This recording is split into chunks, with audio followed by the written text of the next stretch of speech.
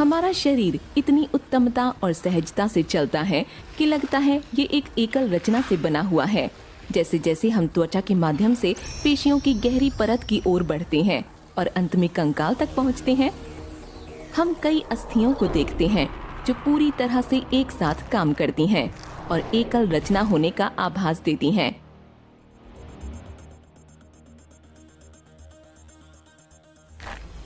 एक वयस्क मानव कंकाल अधिक से अधिक 206 अस्थियों से बना होता है, जो 29 अस्थियां वाली करोटी, 26 अस्थियों वाली कशेरुक दंड, 25 अस्थियों से बने पसली पंजर, 4 अस्थियों वाली अंश मेखला, 60 अस्थियों के साथ 2 अग्रपाद, 2 भागों में विभाजित श्रोणी मेखला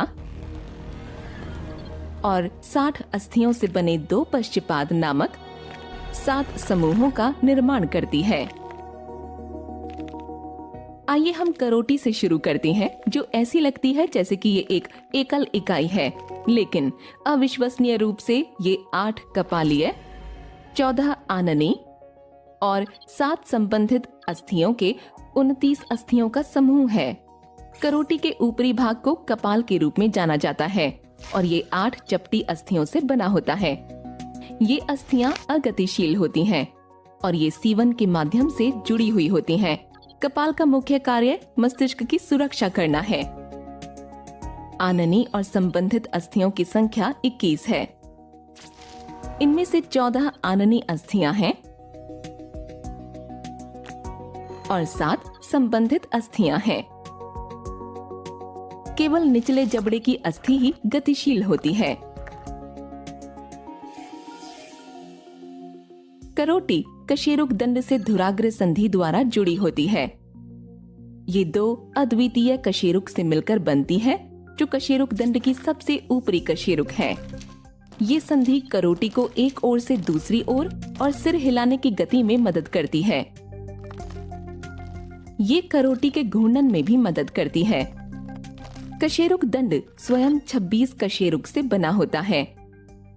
ये कशेरुक ग्रीवा, वक्षीय, कटी, त्रिक और अनुत्रिक कशेरुक में होता है। प्रत्येक कशेरुक एक छोटी अनियमित आकार की अस्थि होती है, जिसमें एक खोखला मध्य भाग होता है। इन कशेरुक में संधि होती है, जिसे सिम्फिसिस कहा जाता है। ये संधि पूरी रीढ़ की हड्डी को लचीला होने की अनुमति देती है और हमारे अनुसार किसी भी तरह से इसके झुकने और मुड़ने को सुसाध्य बनाती है। आइए हम अगले भाग पर जाते हैं, जो कि पसली पंजर है। ये स्तन की अस्थि उरोस्थि और कशेरुक के साथ पसलियों से बना होता है। ये पसली पंजर पसलियों के 12 युग्म से बना होता है। इन पसलियों को वास्तविक पसलियों 7 के युग्म, कूट पसलियों के 3 युग्म, प्लावी पसलियों के 2 युग्म में विभाजित किया जा सकता है। पसली पंजर का प्रमुख कार्य 2 महत्वपूर्ण अंगों, हृदय और फेफड़ों की सुरक्षा करना है। कशेरुक दंड का एक और महत्वपूर्ण कार्य इसके अंदर परिबद्ध नाजुक मेरु रज्जु की सुरक्षा करना है।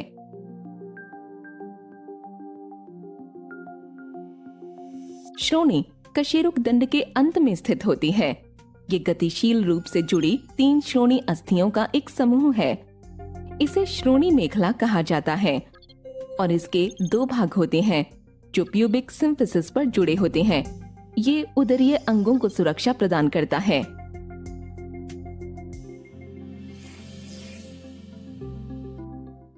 अधिकतम गति और शरीर की विभिन्न स्थितियां मुख्य रूप से पाद गति द्वारा होती हैं। हमारे अग्रपाद या भुजा गति के एक विशाल परास को दर्शाते हैं। ये किसी भी दिशा में गति कर सकते हैं। ये अग्रपाद और श्रोणी मेखला द्वारा संभव होता है। अंश मेखला क्लेविकल और स्कैपुला की बनी होती है। स्कैपुला में एक गर्त होता है जिसमें ह्यूमरस का गोलक जुड़ता है। इस प्रकार एक कंदुक खल्लिका संधि बनती है।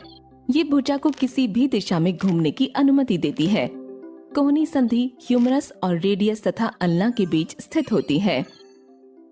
ये केवल एक दिशा में गति की अनुमति देती है और इसलिए इसका नाम कब्जा संधि है। आगे कलाई की 8 छोटी अस्थियां हैं जो हाथ की ऊपर और नीचे की गति या एक ओर से दूसरे ओर की गति में मदद करती है। ये हमें अपनी हथेली को घुमाने में भी सक्षम बनाती हैं। थामने और पकड़ने जैसे सटीक गति के लिए हथेली की 5 अस्थियां और उंगलियों की 14 अस्थियां हाथ को लचीलापन प्रदान करती हैं। इस प्रकार इन संधियों से सुसज्जित अग्रपाद गेंदबाजी जैसे कार्य करने में हमारी मदद करते हैं, जबकि चारों ओर गति करने के लिए पश्चपाद अति आवश्यक होते हैं। फीमर के ऊपरी सिरे पर एक गोलक जैसी संरचना होती है जो श्रोणि मेखला के गर्त से जुड़ जाती है। ये एक अन्य कंदुक खल्लिका संधि बनाती है जिससे पाद विभिन्न दिशा में गति कर सकते हैं। फीमर का निचला सिरा टिबिया और फिबुला का संधि योजन करता है और घुटना संधि बनाता है। ये एक कब्जा संधि है और इसमें पटेला या जानू फलक होता है। पटेला केवल एक ही दिशा में पैरों की गति को सुनिश्चित करता है। फिबुला और टिबिया के सिरे पर टखना स्थित होता है जिसमें 7 छोटी अस्थियां होती हैं जो पाद की ऊपर तथा नीचे और एक ओर से दूसरी ओर गति करने में मदद करती हैं। पाद की 5 अस्थियां और उंगलियों की 14 अस्थियां चलने के दौरान पकड़ और लचीलापन प्रदान करती हैं। पश्चपाद की 60 अस्थियों का ये समूह दौड़ने जैसी विशेष गति को करने में हमारी मदद करती हैं। ये सभी 206 अस्थियां एक साथ मूलतः इस तरह से एक ही समय में कार्य करती हैं कि शरीर एक एकल रचना से बना प्रतीत होता है।